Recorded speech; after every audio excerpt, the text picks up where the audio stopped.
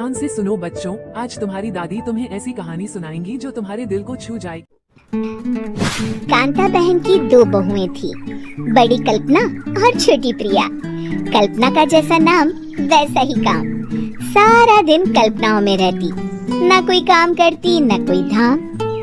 अरे कल्पना बहू, जरा अच्छी सी चटनी पीस दे, आज कुछ मजेदार खाने का मन है। पेट में जलन हो जाएगी माँ जी बुढ़ापे में, और वैसे भी मेरा काम करने का वक्त शाम का है, आप प्रिया को ही बोल दो। इतना कहकर कल्पना वहाँ से चली जाती है। कांता कल्पना के ऐसे रवैये से काफी परेशान रहती है। मैं बना देती हूँ माँ चटनी।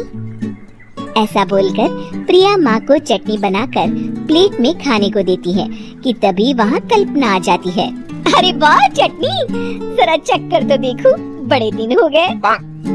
अरे नहीं बहू, तू तो रहने ही दे चटनी खाना, पेट में जलन हो जाएगी।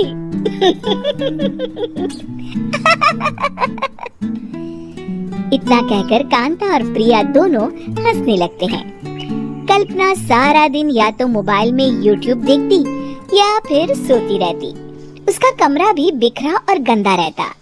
एक दिन कल्पना का पति अशोक उससे कहता है, अरे कल्पना, जानवर भी उस जगह को साफ कर लेता है जहाँ वो बैठता है, तुम तो इंसान हो, कैसे इतने गंदे कमरे में रह लेती हो?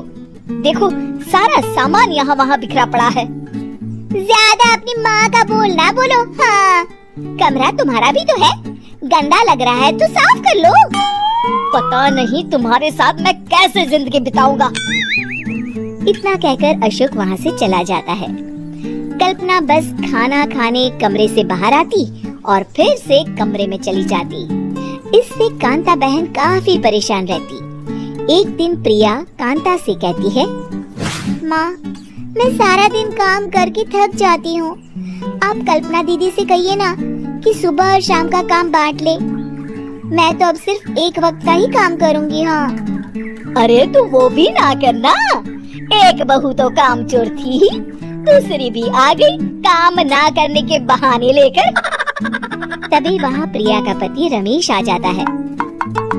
माँ, मैं देख रहा हूँ भाभी कोई काम नहीं करती, प्रिया सारा दिन घर और रसोई का काम करती है, अब कुछ करो ना माँ। कांता मन में कुछ सोचती है और कल्पना के पास जाती है। कल्पना फोन पर मेकअप करना देख रही होती है। कल्पना, तुम सारा दिन बस मोबाइल देखती हो, घर का कोई काम भी कर लिया करो। प्रिया सारा दिन काम करके थक जाती है, आज से मैंने फैसला किया है, एक वक्त का काम तुम करोगी, सुबह का खाना तुम बनाओगी और रात का प्रिया। आप लोगों ने काम को हवा बना रखा है। अरे पता नहीं थोड़ा सा ज्यादा काम करने में आप लोग घबरा क्यों जाते हैं। और हाँ, बहुत ज्यादा प्रिया की तारीफ मत करिए मेरे सामने, बड़ी बहू तो मैं ही रहूंगी। मैं कुछ नहीं जानती, कल सुबह मुझे वक्त से खाना चाहिए, रसोई में आ जाना, वरना कल से तुझे खाना नहीं मिलेगा। अगली सुबह कल्पना रसोई में नहीं आती है। वो देर से सोकर उठती है और बाहर आकर कहती है, अरे भूख लगी है, आज खाने में क्या है? इतनी देर हो गई, आज किसी ने मुझे उठाया भी नहीं, पता नहीं कहाँ है सब। कल्पना को घर में कोई नहीं दिखता। वो रसोई की तरफ जाती है जहाँ बड़ा सा ताला लगा होता है। अरे रसोई में ताला! ओ, मैं तो भूल ही गई थी। माँ ने आज से सुबह का खाना मुझे बनाने को कहा था। हे भगवान, इतने लोगों का खाना बनाना क्या आसान है? तभी घर के सारे सदस्य बाहर से वापस आते हैं। वाह माँ जी, मजा आ गया छोले भटूरे खाकर। मेरे मुंह में तो अभी भी स्वाद आ रहा है। अरे कल्पना, तेरे भरोसे रहते तो हम तो भूखे ही रह जाते। कल्पना को बहुत गुस्सा आ जाता है। अब बहुत हो गया, आज से मैं अपनी रसोई अलग कर रही हूँ, मैं अपना खाना खुद बना लिया करूँगी। कल्पना अपनी रसोई अलग कर लेती है।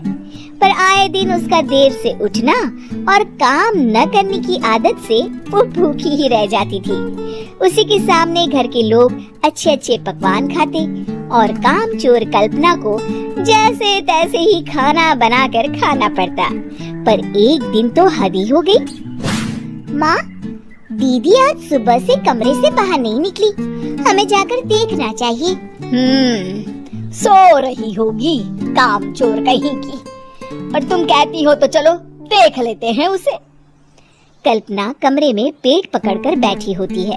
हाय मेरा दर्द, पेट दर्द के मारे मर रही हूँ मैं।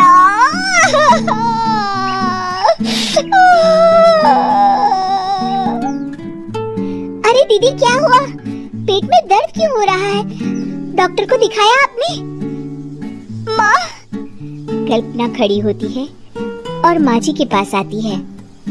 मुझे माफ कर दीजिए, अब से मैं सारे काम में मदद करूंगी, कभी आलस और कामचोरी नहीं करूंगी। हाँ हाँ, वो तो ठीक है, लेकिन अचानक क्या हो गया जो तू काम करने को तैयार हो गई? कामचोर कल्पना।